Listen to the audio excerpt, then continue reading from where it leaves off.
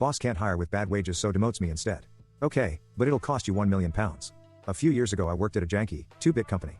The boss thought he was Billy Big Bollocks and God's gift simultaneously. He had such a big head that I'm surprised he could get through doorways. He used to drink beer at his desk for lunch and would often arrive at work late. He was also an insufferable muscle bro and walked around as if carrying rolls of carpet under each arm.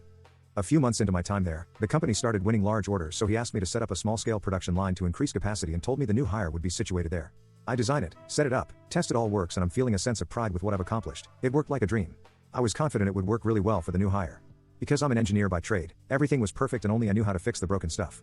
Nobody else asked how it worked before making some very detrimental decisions. A while later there was an issue. He couldn't hire anyone willing to accept such a shitty wage and boring work. So Billy Big Bollocks had a bright idea to demote me and make me governor of my creation. No way, not for £9,000 less. I immediately started job hunting and I told him, if that's your final offer, regard tomorrow as my final day. He panics that he's committed the company to a £1 million order due for shipping in 3 days' time. During his alcohol-fueled panic, he tells me to write up highly detailed technical manuals and processes for my replacement. The production line included some precise handwork. Piss off, I can't do that in one day. He also didn't specify what they should contain, and considering I had no help from him with this project, just complaints, I thought, F it. So sure, he got his manuals.